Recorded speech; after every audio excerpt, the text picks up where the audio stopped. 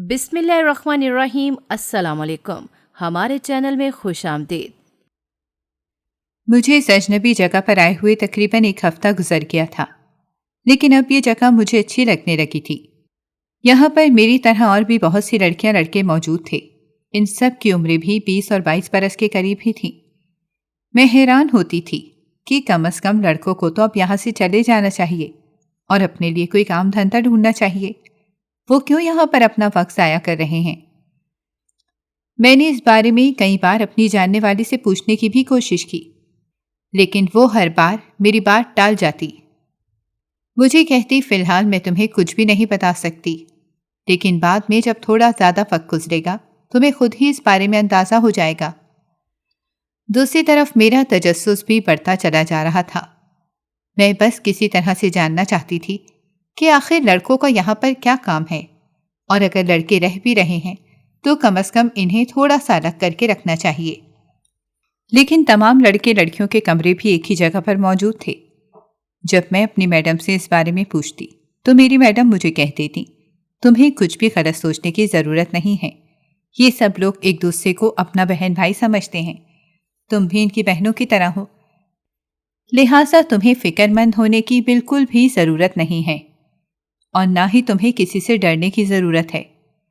اگر پھر بھی تمہارے ساتھ کچھ ایسا ویسا واقعہ پیش آ جاتا ہے تو تم مجھ سے اس بارے میں بات کر سکتی ہو۔ اول تو مجھے یقین ہے کہ یہاں پر ایسا کچھ ہو ہی نہیں سکتا، کیونکہ ان سب لوگوں کی تربیت میں نے خود کی ہے اور میں نے ان لوگوں پر زیادہ محنت کی ہے، لہٰذا اس نیک دل عورت کی بات سن کر میں ہمیشہ کی خاموش ہو جاتی، کیونکہ میں سمجھتی تھی کہ یہ عورت جو بھی کرتی ہے سب کی بہتری کے لیے ہی کرتی ہے۔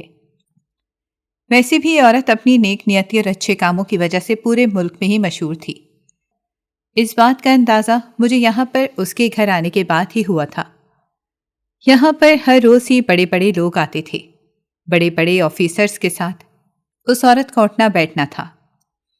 سبھی اس عورت کی دل کھول کر تعریف کرتے تھے۔ یہ عورت ہمیشہ عاجزی کے ساتھ گردن جھکا دیتی یا صرف مسکرا دیتی۔ مجھے اس کی عادت بہت پسند تھی۔ اب تو میرا دل کرنے لگا تھا کہ میں بھی اس عورت کی طرح بن جاؤں اور اپنی پوری زندگی اسی طرح ہی بچوں کی خدمت میں وقف کر دوں۔ میں نے جب اس سے اس بارے میں بات کی تو اس کے چہرے پر ایک سایہ آ کر لہرایا اور اس کا چہرہ فوراً ہی سیاہ پڑ گیا۔ اس بات کو میں نے شدت سے نوٹ کیا تھا اور میں حیران بھی ہو گئی تھی، کیونکہ میں تو سوچ رہی تھی کہ میری خواہش سن کر وہ بہت خوش ہوگی کہ کوئی اور بھی ہے جو اس کی طرح بننا چاہتا ہے، لیکن یہاں پر اس کی حالت ہی بری ہو گئی تھی۔ اس نے مجھے جلدی سے گلے لگا لیا اور مجھے کہنے لگی، میں مر جاؤں گی لیکن تمہارے ساتھ ایسا کبھی بھی نہیں ہونے دوں گی جیسا میرے ساتھ ہوا ہے۔ میں نے بے ساختہ اس کے چہرے کی طرف دیکھا۔ اس کی آنکھوں میں آنسو تہ رہے تھے، جبکہ اس کے چہرے پر تکلیف پھیلی ہوئی تھی۔ اس کی حالت دیکھ کر مجھے بہت دکھ ہوا۔ میں اسے پوچھنا چاہتی تھی کہ ایسا کیا ہوا ہے آپ کے ساتھ، لیکن اس نے جلدی سے میری بات ٹال دی اور مجھے دوبارہ سے کمرے میں سونے کے لیے بھیج دیا۔ جب میں اپنے کمرے میں جا رہی تھی تب سائمہ راستے میں ہی کھڑی تھی۔ دراصل سائمہ یہاں کی سب سے خوبصورت لڑکی تھی۔ سب لوگ اس کی بات مانتے تھے اور اس کے پیچھے پیچھے گھومتے تھے، لیکن مجھے نہ جانے کیوں یہ لڑکی بالکل بھی پسند نہیں تھی۔ اسی وجہ سے میں باقیوں کی طرح اس کی غلامی بھی نہیں کرتی تھی، اور شاید یہی وجہ تھی کہ یہ لڑکی بھی مجھے ناپسند کرتی تھی۔ اس سے پہلے کہ میں اس کے قریب سے گزرتی، اس نے یکدم ہی میرے بازو پکڑ لی اور دانت پیستے ہوئے مجھے کہنے لگی، تمہیں میں نے کتنی بار کہا ہے کہ میڈم سے دور رہا کرو اور ان کے ساتھ زیادہ فری ہونے کی ضرورت نہیں ہے، لیکن لگتا ہے کہ تمہیں میری ایک بار کہی ہوئی بات سمجھ میں نہیں آتی۔ سائمہ کی بات سن کر پہلے تو میں حیران ہوئی، پھر مجھے غصہ آ گیا۔ میں نے ایک جھٹکے سے اس سے اپنا بازو چھڑوایا۔ میں دیکھ رہی تھی کہ وہ کچھ زیادہ ہی میرے معاملات میں ٹانگ اڑانا شروع ہو گئی تھی، اور مجھے اس طرح کے لوگ بالکل بھی پسند نہیں تھے۔ میں نے اپنی جتنی بھی زندگی گزاری تھی وہ اپنی ہی مرضی سے گزاری تھی، مجھے کوئی بھی روکنے ٹوکنے والا نہیں تھا۔ یہاں تک کہ میرے والدین بھی ہمیشہ میری حوصلہ افزائی کرتے تھے، اور اب یہاں آ کر اس لڑکی کی باتیں ماننا میرے لیے مشکل ہی نہیں ناممکن تھا۔ میری حرکت پر وہ آگ بگولا ہو گئے۔ اس سے پہلے کہ وہ میری طرف لپکتی اور میری بال پکڑ کر کھینچتی، اچانک ہی وہاں پر وہی نیک عورت آ گئی اور سائمہ کو ڈانٹتے ہوئے کہنے لگی، تمہاری ہمت بھی کیسے ہوئی نور پر ہاتھ اٹھانے کی؟ میں نے تمہیں پہلے بھی کہا تھا نا کہ تم اس سے دور رہو، لیکن تم ہو کہ ہمیشہ اپنی منمانی کرتی ہو۔ میڈم کی بات سن کر ہم دونوں نے حیرانگی سے ان کی طرف دیکھا۔ میں سوچ بھی نہیں سکتی تھی کہ وہ کبھی اس طرح میری سائڈ لے سکتی ہیں۔ میں نے ایک نظر اپنے قریب کھڑی لڑکی پر ڈالی جس نے جلدی سے نظریں جھکا لی تھی۔ اس کی آنکھوں میں آنسو تیرنے لگے تھے۔ تھوڑی ہی دیر بعد وہ پھوٹ پھوٹ کر رونے لگی۔ اسے اس طرح سے روتا دیکھ کر میں پریشان ہو گئی۔ میں تیزی سے اس کی طرف لپکی۔ اس سے پہلے کہ میں اسے پکڑتی، اسے تسلی دیتی یا دو بول نرمی کے بولتی، میڈم نے مجھے دور رہنے کے لیے کہا اور مجھے کہنے لگی، اس عورت کے نخرے کچھ زیادہ ہی بڑھ گئے ہیں اور یہ بات میں کافی دنوں سے نوٹ کر رہی ہوں۔ میں یہ بھی دیکھ رہی ہوں کہ یہ باقی لوگوں کو اپنے سامنے کچھ سمجھتی بھی نہیں ہے۔ تم اس کی فکر مت کرو، اب اس کو میں اچھی طرح سے سبق سکھاؤں گی۔ یہ کہہ کر انہوں نے سائمہ کا بازو پکڑا اور اسے اپنے ساتھ لے کر جانے لگیں۔ سائمہ نے بے ساختہ میری طرف پلٹ کر دیکھا۔ اس کی آنکھوں میں اس وقت شدید نفرت تھی۔ اس کا بس نہیں چل رہا تھا کہ وہ میرا حشر نشر کر دے، جبکہ میں یہ نہیں جان پا رہی تھی کہ آخر اس قدر شدید نفرت کی وجہ کیا ہو سکتی ہے، کیونکہ یہ وجہ بہت معمولی سی تھی کہ میں اس کی بات نہیں مانتی تھی، جبکہ اس کی آنکھوں میں جتنی نفرت مجھے دیکھنے کو ملی تھی، اس کی وجہ مجھے کوئی بہت ہی بڑی بات معلوم ہوتی تھی۔ مجھے وہاں پر کھڑے ہوئے مزید تھوڑی ہی دیر گزری تھی جب ایک لڑکا میرے قریب آ کر کھڑا ہو گیا۔ وہ مجھے عجیب و غریب نظروں سے دیکھ رہا تھا۔ اس کی یہ نظریں مجھے بہت زہر لگتی تھیں۔ میرا بس نہیں چلتا تھا کہ میں اس کے سامنے سے غائب ہو جاؤں یا پھر اپنے آپ کو اس سے چھپا کر رکھوں۔ ابھی بھی وہ میرے قریب آ کر کھڑا ہوا تو میرا دل نفرت سے بھر گیا۔ اس سے پہلے کہ میں وہاں سے نکلتی، اس نے ایک دم ہی میرا بازو پکڑ لیا۔ میں نے بے یقینی سے اس کے چہرے کی طرف دیکھا، جہاں پر ذرا بھی خوف نہیں تھا، بلکہ وہاں پر سنجیدگی پھیلی ہوئی تھی۔ اس نے مجھے کہا کہ میں سوچ بھی نہیں سکتا تھا کہ تم اتنی شاطر نکلو گی۔ پہلے تم اپنے ماں باپ کو کھا گئی اور اب یہاں پر ہمارا حق کھانے کے لیے آ گئی ہو۔ لیکن ایک بات میں تمہیں اچھی طرح سے بتا دیتا ہوں، میں تمہیں ہرگز بھی ایسا کرنے کی اجازت نہیں دوں گا۔ اس کی بات سن کر پہلے میں ناسمجھی سے اس کی طرف دیکھتی رہی، پھر مجھے یکدم ہی غصہ آنے لگا۔ آخر یہ لوگ خود کو سمجھتے کیا تھے؟ جس کا جو دل چاہتا تھا مجھے آ کر باتیں سنا دیتا تھا۔ میں نے اسے کہا کہ میں نے کسی کا بھی حق نہیں کھایا، اور جہاں تک تمہاری بات ہے تو میں تمہیں پہلے دن سے ہی کہہ رہی ہوں کہ مجھ سے آ کر بات مت کیا کرو اور نہ ہی میری طرف نظر اٹھا کر دیکھا کرو۔ اب اگر تم نے دوبارہ ایسا کرنے کی کوشش کی تو میں تمہاری شکایت میڈم کو لگا دوں گی اور تمہیں یہاں سے نکال کر باہر پھینکوں گی۔ میری بات سن کر وہ اونچی آواز میں ہنسنے لگا اور کہنے لگا، تمہیں لگتا ہے کہ میڈم تمہارے کہنے پر مجھے یہاں سے باہر نکال دیں گی؟ ارے میڈم کے لیے تو میں سونے کا طوطا ہوں۔ کیا مطلب ہے تمہاری اس بات کا؟ آخر تم لوگ ایسا کیا کام کرتے ہو جو میڈم تم لوگوں پر اپنی جان دیتی ہیں؟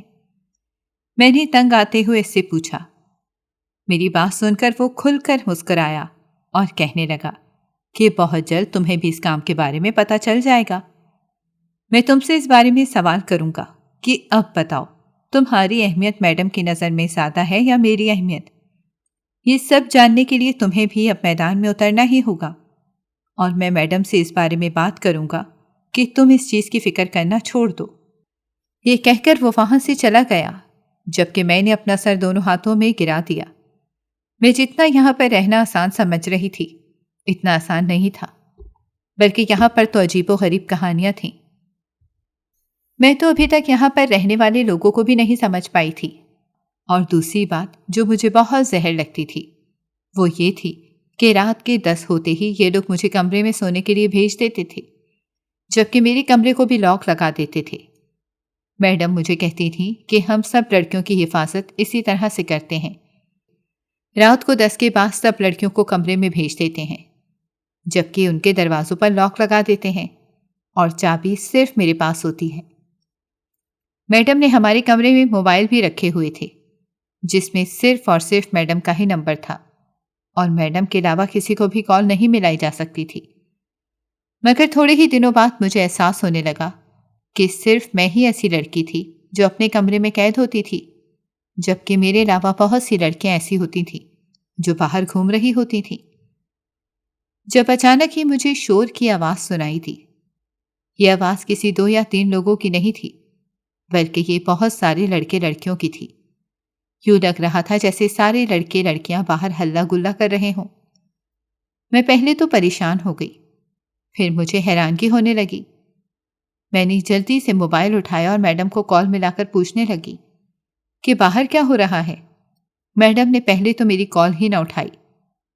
مزید آدھا گھنٹہ کوشش کرنے کے بعد جب میڈم نے میری کال اٹھائی تو میری بات سن کر یکدم ہی خاموش ہو گئیں اور پھر کہنے لگی، بیٹا یہ تمہارا وہم ہے، سب لوگ تو سو رہے ہیں۔ میڈم مجھ سے صاف جھوٹ بول رہی تھیں اور اس پر ذرا بھی شرمندہ نہیں تھیں، اور اس سے تھوڑی ہی دیر بعد آواز آنا بند ہو گئی، جس سے مجھے اندازہ ہو گیا تھا کہ میڈم نے مجھے بے وقوف بنانے کی کوشش کی ہے، مگر میں اتنی بھی بے وقوف نہیں تھی۔ اب مجھے سچ میں تجسس ہونے لگا تھا اور میں واقعی میں جاننا چاہتی تھی کہ یہاں پر کیا چل رہا ہے۔ اس بارے میں مجھے صرف 2 ہی لوگ بتا سکتے تھے، ایک سائمہ اور دوسرا عبدالوہاب۔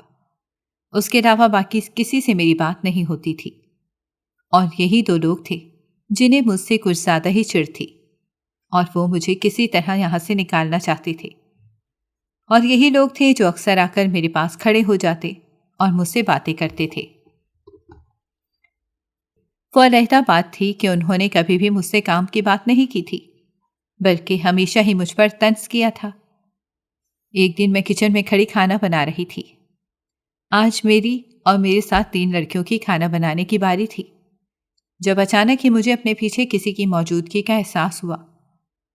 میں نے پیچھے پلٹ کر دیکھا تو وہاں پر عبدالوہاب کھڑا تھا جو مسکراتی ہوئی نظروں سے میری طرف دیکھ رہا تھا۔ آج اس کی نظروں میں کچھ عجیب سا تھا جسے میں سمجھنے کی کوشش کر رہی تھی لیکن بار بار ناکام ہو رہی تھی۔ میں نے اس سے پوچھا کہ تم یہاں پر کیوں آئے ہو؟ میری بات سن کر وہ کھل کر مسکرایا اور کہنے لگا، یہ میری جگہ ہے اور میرا جب دل کرے میں یہاں پر آ سکتا ہوں۔ میں نے ایک گہری سانس لی اور اسے کہا کہ مجھے تم سے ایک ضروری بات کرنی ہے۔ یہ سن کر وہ مسکرانے لگا اور کہنے لگا، یقیناً وہ دن آ ہی گیا جب تم خود مجھ سے بات کرنے کے لیے کہہ رہی ہو۔ میں نے بڑی مشکل سے اپنی کوفت پر قابو پایا اور اسے کہا، میں تم سے پوچھنا چاہتی ہوں کہ یہاں پر کیا چل رہا ہے۔ اس نے ناسمجھی سے میری طرف دیکھا اور پھر اوہ کی صورت میں اپنے ہونٹوں کو گول کرتے ہوئے کہنے لگا، تو تمہیں بھی اب شک ہونے لگا ہے؟ چلو کوئی بات نہیں، یہاں پر جو بھی لوگ آتے ہیں انہیں شروع میں شک ہوتا ہے، لیکن جلد ہی ہماری وارڈن انہیں ساری حقیقت کے بارے میں بتا دیتی ہے۔ مجھے یقین ہے کہ جلد تمہیں بھی تمہارا کام سمجھا دیا جائے گا۔ یہ کہہ کر وہ وہاں سے جانے لگا جب میں نے بے ساختہ اس کا بازو پکڑ لیا۔ بعد میں مجھے پھر اپنی غلطی کا احساس ہو گیا۔ میں نے جلدی سے اس کے بازو کو چھوڑا اور اس سے کہا کہ میں تم سے جاننا چاہتی ہوں۔ چند لمحے تو وہ اپنی لال آنکھوں سے میری طرف دیکھتا رہا اور پھر انتہائی غصے سے کہنے لگا، آج تو تم نے مجھے ہاتھ لگانے کی غلطی کر لی، لیکن اگر آئندہ تم نے مجھے ہاتھ لگانے کی غلطی کی تو تمہارے ہاتھ توڑ دوں گا۔ اس نے یہ بات بہت ہی سخت لہجے میں کہی تھی۔ اس کی بات سن کر میں واقعی میں خوفزدہ ہو گئی تھی اور مجھے شرمندگی بھی ہونے لگی تھی۔ یہ کہہ کر وہ وہاں سے نکل گیا جبکہ میں سوچنے لگی کہ آخر میں نے ایسا کون سا گناہ کر دیا جو اس طرح سے یہ انسان غصہ کرنے لگا ہے۔ خیر اب میں نے خود ہی پتہ لگانا تھا کہ یہاں پر کیا چل رہا ہے۔ اس سلسلے میں نے وہاں پر موجود 2-3 لڑکیوں سے رابطہ کیا، لیکن وہ 2-3 لڑکیاں اتنی گھنی میسنی تھیں کہ وہ مجھے بار بار وہی باتیں بتا رہی تھیں جن کے بارے میں مجھے پہلے سے ہی پتا تھا۔ 2 دن بعد وہاں پر ایک میڈم نے دوبارہ سے ایک ایونٹ رکھا جس میں اس شہر بھر کے آفیسروں کو بلا لیا، لیکن یہ ایونٹ باقی ایونٹ کی نسبت تھوڑا سا مختلف تھا۔ کیونکہ یہاں پر صرف اور صرف مرد حضرات تھے اور عورتوں کا نام و نشان تک نہیں تھا۔ وارڈن نے ہم سب کو بہت ہی خوبصورتی کے ساتھ تیار کیا اور ہمیں ایونٹ میں حصہ لینے کے لیے کہا۔ مجھے یہ چیز بالکل بھی اچھی نہیں لگ رہی تھی اور مجھے مسلسل کچھ غلط ہونے کا احساس ہو رہا تھا۔ میں باہر نہیں جانا چاہتی تھی اور نہ ہی کسی آفیسر سے ملنا چاہتی تھی، لیکن وارڈن مجھ پر بہت سختی کر رہی تھی۔ اس نے مجھے دھمکی دی کہ اگر میں باہر نہ آ گئی تو وہ مجھے دھکے دے کر یہاں سے نکال دے گی اور دوبارہ کبھی مجھے قبول نہیں کرے گی۔ چونکہ میرا بھی اس دنیا میں کوئی بھی نہیں تھا اور میرے پاس کوئی ٹھکانہ بھی نہیں تھا کہ اگر میں یہاں سے نکل جاتی تو وہاں چلی جاتی، اسی وجہ سے مجبوراً مجھے وارڈن کی بات ماننی پڑی۔ لیکن اس سے پہلے کہ میں باہر جا کر کھڑی ہوتی، اچانک ہی وہاں پر عبدالوہاب آ گیا۔ ہمیشہ کی طرح وہ اپنی لال آنکھوں سے مجھے گھور رہا تھا اور مجھے اس سے بہت خوف محسوس ہو رہا تھا۔ مجھ سے زیادہ دیر اس کی آنکھوں میں دیکھا نہیں گیا۔ اس کے بعد وہ وارڈن سے کہنے لگا، تمہاری ہمت بھی کیسے ہوئی اسے باہر لانے کی؟ تمہیں میں نے کہا بھی تھا کہ اس کے علاوہ باقی تمام لڑکیوں کو باہر لانا اور اس کو کمرے میں ہی چھوڑنا۔ ابھی یہ بات کرتے کرتے خاموش ہو گیا، جبکہ میں اس کی بات مکمل ہونے کا انتظار کر رہی تھی۔ وارڈن نے جلدی سے گردن جھکا لی اور عبدالوہاب سے معافی مانگنے لگی، جس سے ظاہر ہو رہا تھا کہ عبدالوہاب کا تمام لوگوں پر ہی بہت زیادہ روب ہے۔ اس کے بعد عبدالوہاب نے میرا ہاتھ پکڑا اور مجھے گھسیٹتے ہوئے کمرے کے اندر لے گیا۔ کمرے کے اندر دھکا دیتے ہوئے وہ مجھے کہنے لگا، اگر تمہیں اپنی نمائش کروانے کا بہت زیادہ شوق ہے تو میڈم سے جا کر بات کرو۔ اس کے لیے وہ تمہیں ایک بہت ہی اچھی جگہ پر بھیج دیں گی جہاں پر تمہارا شوق بھی مکمل ہو جائے گا اور تمہیں اچھے خاصے پیسے بھی مل جائیں گے۔ اس نے یہ بات بہت ہی نفرت آمیز لہجے میں کہی تھی۔ میں اس کی بات کا مطلب سمجھ گئی تھی۔ میرا پورا چہرہ شرمندگی سے لال ہو گیا تھا۔ عبدالوہاب کو باتیں سنانا چاہتی تھی اور اسے برا بھلا کہنا چاہتی تھی، لیکن میری زبان میرا ساتھ ہی نہیں دے رہی تھی۔ میں نہیں جانتی تھی کہ باہر کیا چل رہا ہے اور یہ سب کچھ کیوں ہو رہا ہے۔ میرا دماغ مجھے بار بار کچھ غلط ہونے کی طرف متوجہ کر رہا تھا۔ اس رات تقریباً 12 بجے کے قریب مجھے اپنے دروازے کے باہر کسی کی موجودگی کا احساس ہوا۔ یقیناً کوئی میرے دروازے کا لاک کھول رہا تھا۔ بھوک کے مارے میری بری حالت تھی۔ اچانک ہی کمرے کا دروازہ کھلا اور میڈم کمرے کے اندر داخل ہوئیں۔ اس کے چہرے پر پریشانی کے تاثرات تھے۔ وہ تیزی سے میری طرف بڑھی اور میرے چہرے کو ہاتھوں میں پکڑتے ہوئے کہنے لگی، تم ٹھیک تو ہو؟ تمہیں کچھ ہوا تو نہیں؟ وہ بہت بے چین اور فکر مند نظر آ رہی تھیں۔ اس کی اتنی زیادہ فکر دیکھ کر میں حیران رہ گئی۔ میں نے اسے تسلی دی اور کہا، میں بالکل ٹھیک ہوں، آپ کو میری فکر کرنے کی ضرورت نہیں ہے۔ میں نے دیکھا کہ پیچھے ہی عبدالوہاب کھڑا تھا، جو اب مسکراتے ہوئے مجھے دیکھ رہا تھا۔ اس کی یہ مسکراہٹ مجھے بہت زہر لگ رہی تھی۔ میں نے میڈم کو کہا کہ مجھے آپ سے ایک انسان کی شکایت لگانی ہے۔ میری بات سن کر وہ مسکرانے لگیں اور کہنے لگیں، مجھے پتا ہے کہ تم عبدالوہاب کی بات کر رہی ہو، لیکن بیٹا ایک بات میں تمہیں اچھے سے سمجھا دیتی ہوں کہ عبدالوہاب جو کچھ بھی تمہیں کہتا ہے وہ تمہاری بہتری کے لیے ہی کہتا ہے۔ تمہارے لیے بہتر یہی ہے کہ تم اس کی بات خاموشی سے مان لیا کرو اور اس سے زیادہ ضد نہ کیا کرو، کیونکہ اسے ضد کرنے والے لوگ بالکل بھی پسند نہیں ہیں۔ اور ابھی تو میرے بعد تم لوگوں نے ہی یہ سب کچھ سنبھالنا ہے، تو تم لوگوں کو ایک ساتھ ہی چلنا ہوگا۔ بات کرتے کرتے وہ بھی یکدم خاموش ہو گئیں۔ میں نے ان سے پوچھا کہ آپ کس چیز کی بات کر رہی ہیں؟ ہم دونوں نے کیا سنبھالنا ہے؟ وہ مسکرانے لگی اور کہنے لگی، میں اپنے اس گھر کی بات کر رہی ہوں جہاں پر میں نے بہت سارے یتیم بچوں کو رکھا ہوا ہے۔ میں چاہتی ہوں کہ میرے مرنے کے بعد تم دونوں ہی یہ سب کچھ سنبھالو، کیونکہ تم دونوں ہی ہو جن پر مجھے سب سے زیادہ بھروسہ ہے۔ یہ کہہ کر میڈم نے دوبارہ سے مجھے گلے لگا لیا۔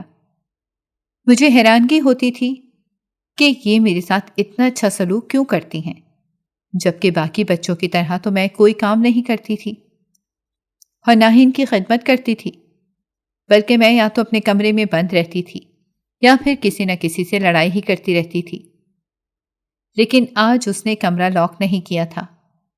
میں کمرے سے باہر جانے لگی تو عبدالوہاب یک دم ہی میرے سامنے آ کر کھڑا ہو گیا اور مجھے کہنے لگا، یہ عورت بہت چالاک ہے، اس کی چالاکیوں میں مت آنا۔ یہ کہہ کر وہ دوبارہ سے باہر چلا گیا، جبکہ میں پریشان وہیں زمین پر بیٹھ گئی۔ مجھے سمجھ نہیں آ رہی تھی کہ آخر یہ لوگ ایک دوسرے کے ساتھ کیسے مخلصی کا ڈرامہ کر لیتے ہیں، کیونکہ پیٹھ پیچھے تو یہ ایک دوسرے سے بہت شدید نفرت کرتے تھے۔ ان کا بس نہیں چلتا تھا کہ یہ ایک دوسرے کا قتل ہی کر ڈالیں، لیکن اگر ایک دوسرے کے سامنے چلے جاتے تو ایک دوسرے کے ساتھ یوں محبت کا مظاہرہ کرتے تھے جیسے ان لوگوں سے زیادہ کوئی آپس میں مخلص ہی نہ ہو۔ میں جاننا چاہتی تھی کہ آخر ماجرا کیا ہے اور یہاں پر سب لوگ کچھ کیا ہو رہا ہے۔ مجھے تقریباً 1 مہینہ گزر چکا تھا، لیکن 1 مہینے میں اندازہ نہیں لگا پائی تھی۔ میں جب صبح سو کر اٹھتی تھی تو اس گھر میں کوئی بھی موجود نہیں ہوتا تھا، جبکہ رات کے وقت یہاں پر رش لگ جاتا تھا اور پھر رات کے 2 بجے تک مجھے باہر تک ہلہ گلے کی آوازیں آتی رہتی تھیں۔ ایک اور بات جو مجھے بہت زیادہ پریشان کر دیتی تھی وہ یہ تھی کہ اب وہ وارڈن مجھے گھر سے باہر نکلنے کی ضد کرتی تو وارڈن مجھے ڈرائیور کے ساتھ بھیجتی اور پھر اسی کے ساتھ ہی مجھے واپس آنا ہوتا۔ مجھے یوں لگ رہا تھا جیسے میری آزادی ختم ہو گئی ہو۔ رات کے وقت میں لیٹی ہوئی اپنی زندگی کے بارے میں سوچ رہی تھی۔ ماضی کے لمحات میری نظروں کے سامنے گھوم رہے تھے۔ میری آنکھیں بار بار آنسوؤں سے بھیگ رہی تھیں۔ مجھے اپنے کزن کی بہت شدت سے یاد آ رہی تھی۔ میں اسے بہت محبت کرتی تھی اور مجھے لگتا تھا کہ اگر میں اس سے کبھی جدا ہوئی تو مر جاؤں گی، لیکن اب مجھے اس سے جدا ہوئے تقریباً 2 مہینے گزر گئے تھے، مگر اس کے باوجود بھی میں زندگی کاٹ رہی تھی۔ مجھے اپنے گھر والوں پر بہت غصہ آ رہا تھا اور رہ رہ کر رونا بھی آ رہا تھا، جنہوں نے میری ذرا پرواہ نہیں کی تھی اور مجھے دھکے دے کر گھر سے باہر نکال دیا تھا۔ انہوں نے یہ بھی نہیں سوچا تھا کہ رات کے اندھیرے میں کہاں پر جاؤں گی۔ رات کے وقت میں لیٹی ہوئی اپنی زندگی کے بارے میں سوچ رہی تھی۔ ماضی کے لمحات میری نظروں کے سامنے گھوم رہے تھے۔ میری آنکھیں بار بار آنسوؤں سے بھیگ رہی تھیں۔ مجھے اپنی کزن کی بہت شدت سے یاد آ رہی تھی۔ میں اس سے بہت محبت کرتی تھی اور مجھے لگتا تھا کہ اگر میں اس سے کبھی جدا ہوئی تو مر جاؤں گی، لیکن اب مجھے اس سے جدا ہوئے تقریباً 2 مہینے گزر گئے تھے، مگر اس کے باوجود بھی میری زندگی کٹ رہی تھی۔ مجھے اپنے گھر والوں پر بہت غصہ آ رہا تھا اور رہ کر رونا بھی آ رہا تھا، جنہوں نے میری ذرا پرواہ نہیں کی تھی اور مجھے دھکے دے کر گھر سے باہر نکال دیا تھا۔ انہوں نے یہ بھی نہیں سوچا تھا کہ میں رات کے اندھیرے میں کہاں پر جاؤں گی۔ اگر میرے ماں باپ زندہ ہوتے تو وہ کبھی بھی میرے ساتھ ایسا سلوک نہ ہونے دیتے، لیکن میری بدقسمتی یہ کہ والدین کا ایک کار ایکسیڈنٹ میں انتقال ہو گیا۔ وہ رات مجھ پر بہت بھاری گزری تھی، کیونکہ وہ پوری رات میری تائی امی مجھے تانے دیتی رہی تھیں اور مجھے یہی کہتی رہی تھیں کہ ان دونوں کی موت بھی تمہاری منحوسیت کی وجہ سے ہوئی ہے۔ اگر یہ تمہارے لیے تمہاری سالگرہ کا تحفہ لینے کے لیے بازار نہ جاتے تو کبھی بھی ان کا ایکسیڈنٹ نہ ہوتا اور وہ آج ہم لوگوں کے درمیان ہوتے۔ میں نے ایک نظر اٹھا کر احمد کی طرف دیکھا۔ مجھے لگا تھا کہ شاید وہ مجھے تسلی دے دے گا یا ہمیشہ کی طرح اپنی ماں کو چپ ہونے کا کہے گا، مگر اس بار وہ خود بالکل خاموش تھا، بلکہ غصے سے میری طرف دیکھ رہا تھا۔ زندگی میں پہلی بار میں نے اس کی آنکھوں میں اپنے لیے نفرت دیکھی تھی۔ میرا دل خون کے آنسو رو رہا تھا۔ میں اس پوری دنیا میں تنہا رہ گئی تھی۔ مجھے لگا کہ ساری زندگی مجھے ان کا یہی ظلم و ستم برداشت کرنا پڑے گا، لیکن میں نہیں جانتی تھی کہ یہ لوگ مجھے اپنے ساتھ رکھنے کے لیے تیار ہی نہیں ہیں۔ وہاں میرے والدین کا جنازہ اٹھا اور یہاں پر تائی امی نے شور ڈال دیا کہ میں اس ناجائز لڑکی کو اپنے گھر میں نہیں رکھ سکتی۔ ان کی بات سن کر پہلے تو مجھے حیرت کا جھٹکا لگا، کیونکہ مجھے بالکل بھی امید نہیں تھی کہ وہ میرے بارے میں اس طرح کی بات کہہ سکتی ہیں۔ اور پھر ان کی دیکھا دیکھی چچی بھی یہی کہنے لگیں، ہاں اس ناجائز لڑکی کو اس گھر سے نکالو۔ میں چیخ پڑی اور کہا کہ میں ناجائز نہیں ہوں، لیکن جواباً مجھے صرف اور صرف ان کی مار کھانے کے لیے ملی۔ اس دن ہی مجھ پر زندگی کی سب سے تلخ حقیقت واضح ہوئی تھی، اور وہ یہ تھی کہ جن لوگوں کو میں ہمیشہ ہی اپنا سگا ماں باپ سمجھتی آئی ہوں، وہ میرے سوتیلے ماں باپ تھے، اور وہ مجھے کہیں سے اٹھا کر لائے تھے۔ انہوں نے صرف میری پرورش کی تھی۔ وہ پورا دن مجھ پر بہت بھاری گزرا تھا، کیونکہ پورا دن ہی مجھے یہی سننے کو ملتا رہا کہ ہم اگلے دن اسے دھکے دے کر اس گھر سے باہر نکالیں گے۔ رات کا وقت تھا، میں بہت پریشان تھی۔ مجھے سمجھ نہیں آ رہی تھی کہ میں کیا کروں۔ میرا اس پوری دنیا میں کوئی تھا بھی نہیں۔ ایک دو جو دور کے رشتے دار تھے، ان کو بھی تائی اور تائی امی نے میرے بارے میں بری بری باتیں بتا دی تھیں، جس کی وجہ سے وہ بھی مجھے اپنے پاس رکھنے کے لیے تیار نہیں ہو رہے تھے۔ میری عمر بھی صرف اور صرف 17 سال تھی۔ اس دوران اگر میں باہر چلی جاتی تو زمانہ مجھے کاٹ کھاتا۔ اچانک ہی مجھے باہر کسی کی موجودگی کا احساس ہوا۔ میں نے اپنے کمرے کی کھڑکی سے دیکھا تو باہر احمد لان میں چہل قدمی کر رہا تھا۔ احمد کو دیکھ کر میری آنکھوں میں دوبارہ سے آنسو آ گئے۔ میں نے دل ہی دل میں فیصلہ کیا کہ ایک آخری بار جا کر اس سے بات کروں گی اور اسے مدد کے لیے کہوں گی۔ ہو سکتا ہے کہ اسے اپنی محبت پر ترس آ جائے اور یہ میری مدد کرنے کے لیے راضی ہو جائے۔ لیکن میں نہیں جانتی تھی کہ یہ انسان پتھر کا بن چکا ہے، یا پھر شاید اس نے کبھی مجھ سے محبت ہی نہیں کی تھی۔ اسی وجہ سے اس نے میرے ساتھ اتنا تلخ رویہ رکھا ہوا تھا۔ ابھی میں اس کے قریب جا کر کھڑی ہی ہوئی تھی کہ ہلکی ہلکی بارش شروع ہو گئی۔ بارش ہوتا دیکھ کر وہ جلدی سے کمرے میں جانے لگا، لیکن مجھ پر نظر پڑتے ہی رک گیا۔ میں نے اس کی آنکھوں میں ایک عجیب سی چمک دیکھی تھی، اور یہ چمک میں پہلی بار دیکھ رہی تھی۔ اس لیے اندازہ لگانا مشکل ہو گیا تھا کہ اس وقت اس کے دماغ میں کیا چل رہا ہے۔ تھوڑی دیر تو وہ مجھے اسی طرح سے دیکھتا رہا، اور پھر کہنے لگا، تم تو میری سوچ سے بھی زیادہ خوبصورت ہو۔ اس کی بات سن کر میں شرما گئی اور جلدی سے گردن جھکا لی۔ ہمیشہ جب بھی وہ میری تعریف کرتا تھا، میں یوں ہی شرما جایا کرتی تھی۔ ابھی بھی مجھے لگا تھا کہ پہلے والا احمد واپس آ گیا ہے، لیکن میں نہیں جانتی تھی کہ اس کے دماغ میں کیا گھٹیا سوچ چل رہی ہے۔ اس کے ساتھ کھڑے ہوئے تھوڑی ہی دیر گزری کہ وہ مجھے کہنے لگا کہ چلو، میں نے تمہارے ساتھ ایک بہت ضروری بات کرنی ہے۔ اس کی بات سن کر میں بھی بے چین ہو گئی۔ میں نے بھی اسے کہا کہ میں نے بھی تم سے ضروری بات کرنی ہے، بلکہ میں نے تمہیں اپنی مدد کے لیے کہنا ہے۔ یہ لوگ مجھے یہاں سے نکالنے کے بارے میں سوچ رہے ہیں۔ تمہیں پتہ ہے کہ میرا اس پوری دنیا میں کوئی بھی نہیں ہے، میں کہاں پر جاؤں گی؟ میری بات سن کر اس نے میرا ہاتھ پکڑا اور مجھے تسلی دیتے ہوئے کہنے لگا، مجھے سب پتہ ہے اور مجھے تمہاری سب سے زیادہ فکر ہے۔ تم بس ٹینشن مت لو، تم سب کچھ میرے اوپر چھوڑ دو۔ اب بس تم جلدی سے میرے ساتھ چلو، کیونکہ میں نے بھی تم سے ایک بہت ہی ضروری بات کرنی ہے۔ یہ بات اس نے بہت ہی عجیب و غریب لہجے میں کہی تھی، لیکن میں اس وقت اس کے چہرے کی طرف دھیان نہیں دے رہی تھی، اسی لیے خاموشی کے ساتھ چلتی۔ تھوڑی ہی دیر بعد وہ اپنے کمرے میں داخل ہو گیا۔ اس کے کمرے میں داخل ہوتے ہوئے میں بہت ہی جھجک رہی تھی، کیونکہ زندگی میں پہلی بار میں اس کے کمرے میں جا رہی تھی۔ مجھے اس طرح سے جھجکتے دیکھ کر اس نے اپنے چہرے پر غصے کے تاثرات سجا لیے اور مجھے کہنے لگا کہ اگر تم میرے ساتھ ایسے ہی غیروں والا برتاؤ کرتی رہیں تو میں تم سے ہمیشہ کے لیے ناراض ہو جاؤں گا اور تمہاری کوئی مدد بھی نہیں کروں گا۔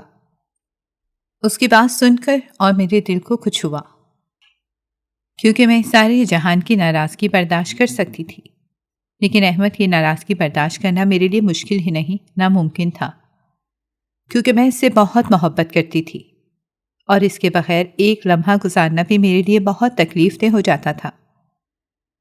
میں نے اس سے جلدی سے معذرت کی اور کمرے کے اندر داخل ہو گئی۔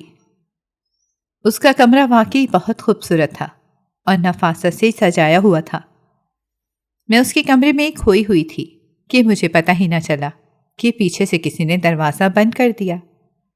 جب میں نے پلٹ کر دیکھا تو احمد دروازے کو لاک لگا رہا تھا۔ اسے لاک لگاتا دیکھ کر میرا دل خوفزدہ ہو گیا اور مجھے شدت سے کچھ غلط ہونے کا احساس ہونے لگا۔ میں نے اسے پوچھا کہ تم کیا کر رہے ہو؟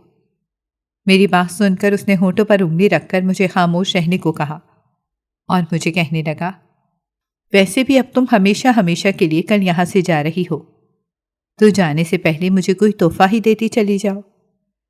یہ بات اس نے بہت ہی گندے لہجے میں کہی تھی۔ بے ساختہ میرا ہاتھ اٹھا اور اس کے چہرے پر نشان چھوڑ گیا، کیونکہ میں سوچ بھی نہیں سکتی تھی کہ وہ کبھی اس طرح سے میری مجبوری کا فائدہ اٹھائے گا۔ میں تو یہی سمجھتی رہی تھی کہ وہ مجھ سے سچی محبت کرتا ہے، اور سچی محبت میں تو اس طرح کا سلوک روا نہیں رکھا جاتا، بلکہ محبوب کی عزت کی جاتی ہے۔ لیکن آج اس نے میری عزت 2 کوڑی کی کر دی تھی۔ وہ میرے اس تھپڑ کے لیے تیار نہیں تھا، اسی لیے آگ بگولا ہو گیا۔ اس نے میرے بال پکڑ لیے اور انہیں زور زور سے کھینچنے لگا۔ میں خود کو اس کی گرفت سے آزاد کروانے کی کوشش کر رہی تھی، لیکن میں مسلسل ناکام ہو رہی تھی۔ اس کے ساتھ ساتھ وہ مجھے قابو کرنے کی بھی کوشش کر رہا تھا۔ میں نے اونچی اونچی آواز میں چلانا شروع کر دیا۔ یکدم ہی اس نے میرے منہ پر ہاتھ رکھ دیا اور میری آواز کا گلا گھونٹ دیا۔ اسی وقت ہی دروازے پر دستک ہوئی۔ احمد کے چہرے پر اچانک ہی پریشانی کے تاثرات نمودار ہو گئے اور اس نے مجھے خاموش رہنے کو کہا، لیکن میں اب خاموش رہ کر اپنی عزت کو نیلام نہیں کر سکتی تھی۔ جیسے ہی دروازہ کھولنے کے لیے گیا، میں نے مدد کا شور مچا دیا، لیکن باہر اس کا ہی بھائی کھڑا تھا۔ مجھے اندازہ ہو گیا تھا کہ یہ دونوں ہی بہت بڑے کمینے ہیں، اور فی الحال میں تنہا ان کے پاس موجود ہوں۔ اسی لیے میں نے جلدی سے انہیں دھکا دے کر باہر کی طرف بھاگی اور اونچی اونچی آواز میں چلانے لگی۔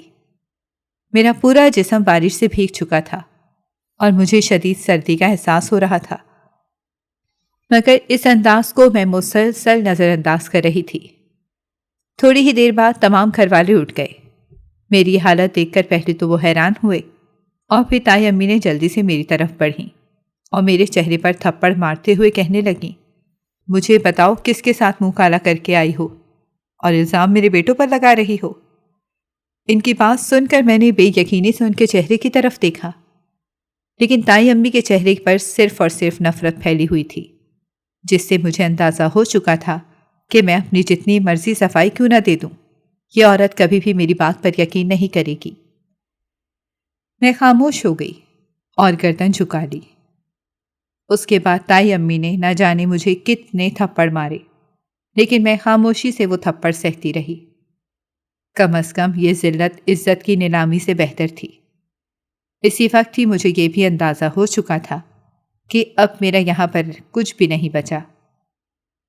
اب بہتر یہی ہے کہ مجھے یہاں سے چلے جانا چاہیے۔ میں صبح ہی یہاں سے جانے کے بارے میں سوچنے لگی۔ میں نہیں جانتی تھی کہ تائی امی میرے ساتھ اتنی بے رحم ہو سکتی ہیں۔ انہوں نے میرا ہاتھ پکڑا اور مجھے گھسیٹتے ہوئے گھر سے باہر نکالنے لگیں۔ میرا پورا جسم اس وقت بھیگا ہوا تھا، اور میری حالت بالکل بھی ایسی نہیں تھی کہ میں باہر جاؤں۔ اوپر سے تیز بارش بھی لگی ہوئی تھی اور آسمان پر بجلی بھی چمک رہی تھی۔ مجھے بجلی سے بہت خوف محسوس ہوتا تھا، اور اس بات کا خیال صرف اور صرف میرے والدین ہی رکھتے تھے۔ ان لوگوں کو تو میرا کوئی بھی خیال نہیں تھا۔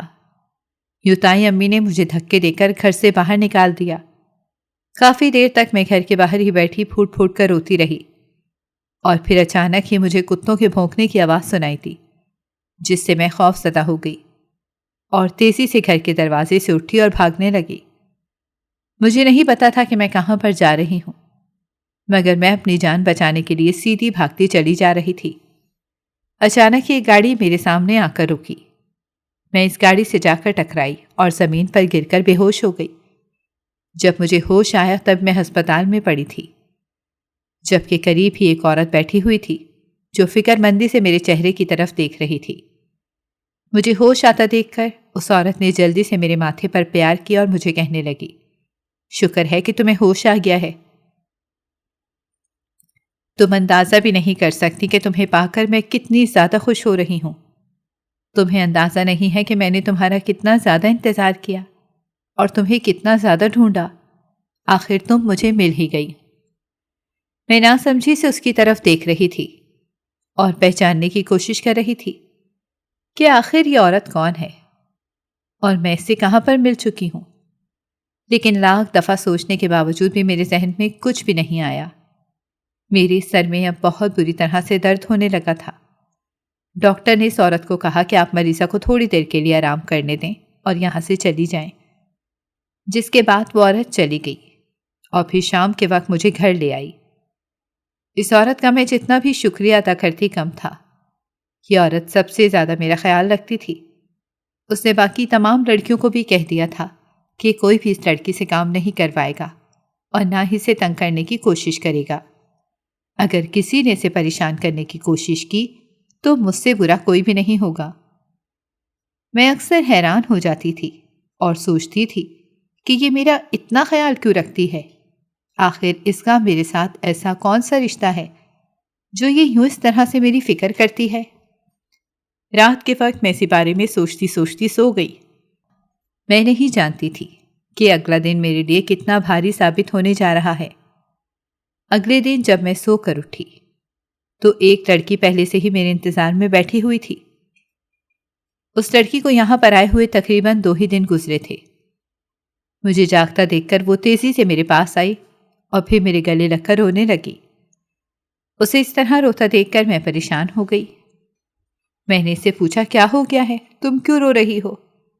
اس نے مجھے بتایا کہ یہ جگہ بالکل بھی ٹھیک نہیں ہے، بلکہ یہاں پر تو لڑکیوں کا سودا ہوتا ہے اور لڑکے لڑکیوں کا خود ہی جا کر سودا کرتے ہیں۔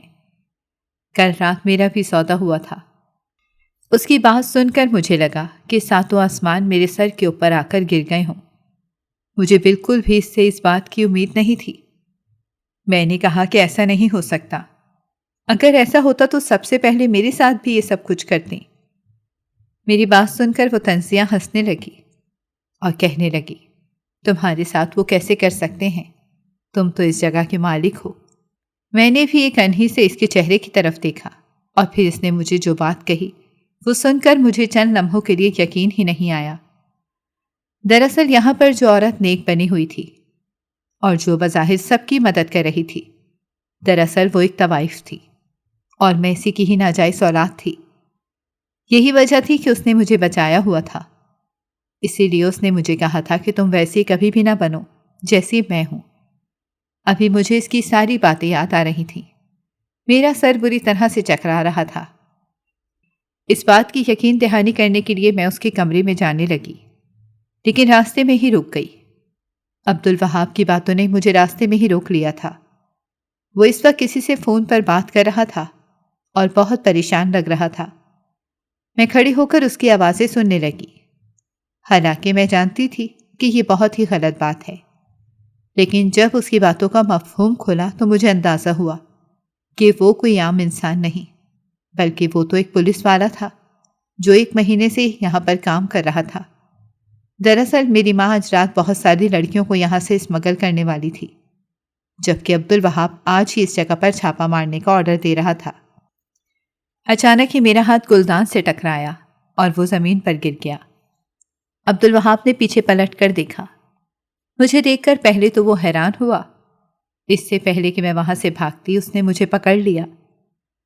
اس نے میری آنکھوں میں دیکھتے ہوئے کہا کہ مجھے یقین ہے کہ تم یہ بات کسی کو بھی نہیں بتاؤ گی اور تم ہرگز بھی نہیں چاہو گی کہ لڑکیوں کے ساتھ ظلم ہو۔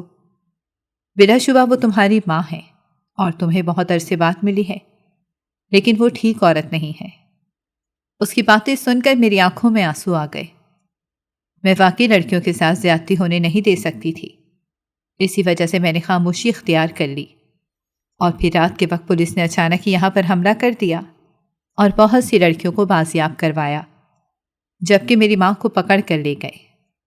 یہاں سے جاتے ہوئے میری ماں میرے گلے لگ کر بہت روئی اور مجھے کہنے لگی کہ میں نے تمہارے ساتھ ہمیشہ بہت زیادتی کی ہے اور میں اس کے لیے بہت زیادہ شرمندہ ہوں۔ اگر ہو سکے تو مجھے معاف کر دینا۔